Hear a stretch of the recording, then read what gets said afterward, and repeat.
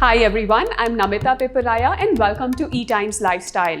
In today's session, I am going to share with you a few Ayurvedic yoga postures that will help you balance your doshas.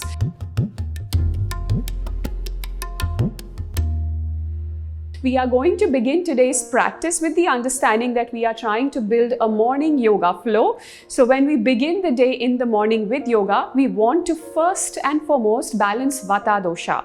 Vata is the air element and that creates that stiffness, that early morning stiffness in our joints. And the best way to eliminate or reset that is with dynamic joint movements. Today's session, I'm going to begin with standing Pavan Muktasana. So you can join me on the mat and we shall begin.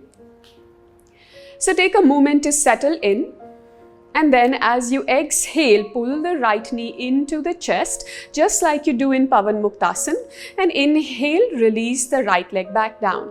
Exhale, left leg in or left knee into the chest. Inhale, release. Let's do this a little faster to begin the day.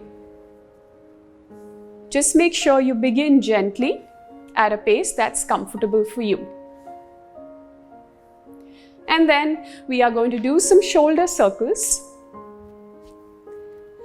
Shoulder and hip joint are two main joints that we use a lot in our yoga practice along with the rest of the body. So it's a good idea to lubricate them before we begin. And now the other side. Freely moving the shoulder joint, activating it, and then relax. Now we move into activating Pitta or creating heat in the body, which will help us mobilize Kapha, which is the supporting muscular structure of the body. So let's begin with chair pose for that. Coming into chair pose by bending low, grazing your fingertips across the ground and taking your hands up overhead. Now a good way to set chair pose is to look down and see, can you see all 10 toes?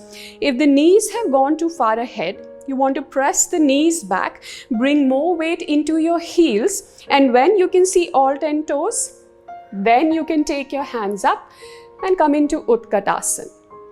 You can keep your hands reaching up overhead or parallel to the ground as well. Spine is neutral, neither arching too much nor rounding too much, in the middle. And let's hold it here for 5 more. 4, 3, 2, last one, and release, stand up. So that was chair pose. It helps us create heat throughout the body. That's the second stage of the practice. In the first stage, we activated the joints. In the second stage, we create heat. In the third stage, we start moving into deeper asanas or postures. And for this practice, let's give a shot to camel pose. So I want you to come into a kneeling position.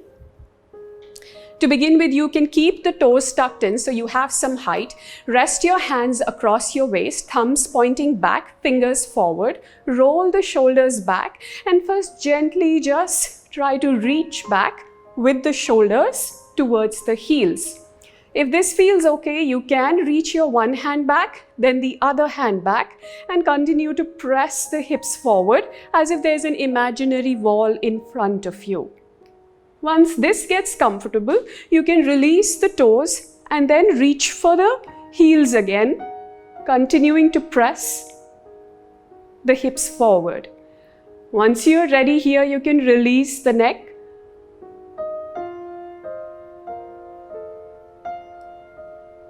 And like that, you can hold and repeat a couple of times. So you don't have to hold a posture longer than you are comfortable in it. You can hold for a couple of breaths and then repeat it again, anywhere from 3 to 5 times. So that was the third stage of our practice in which we introduced the peak pose, the most challenging poses of the sequence. And after that, we move on to cooling down, and that's going to be Pitta again to reset the body. And one of the best postures to do that is child pose. So simply widen the knees.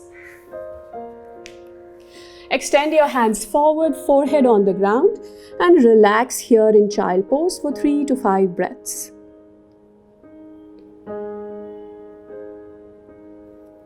These are cooling postures.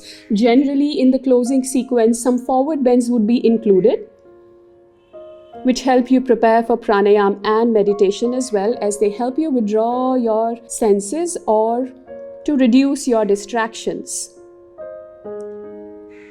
Let's take one more breath here. Then exhale, rise up. And now we are ready for pranayama and meditation, which are all 3 doshic practices suitable for all doshas. We started the session by activating or balancing Vata, stimulating Pitta, using that heat to mobilize Kapha, and then finally soothing down Pitta again with a child pose. Now we move into pranayama or deep breathing. So the best one to do is equal breathing. All I want you to do is close your eyes and try to equalize the length of your inhalation and exhalation. So if you're inhaling for a count of 4, you exhale for a count of 4.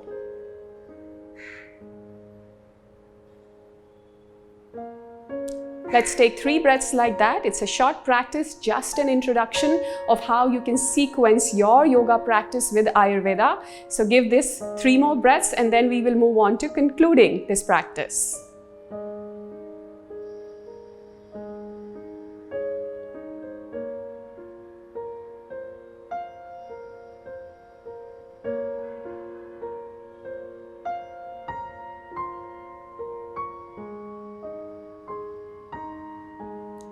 Very nice.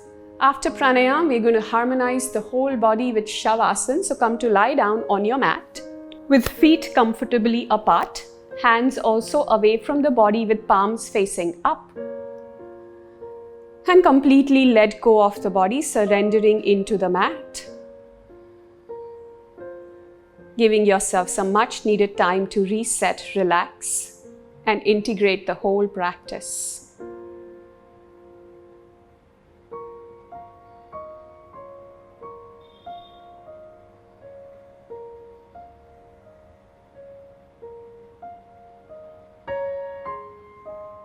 You can stay in Shavasana for as long as you would like. The intention of today's practice was simply to introduce you to how you can use Ayurveda to enhance your yoga practice or to build a sequence for yourself.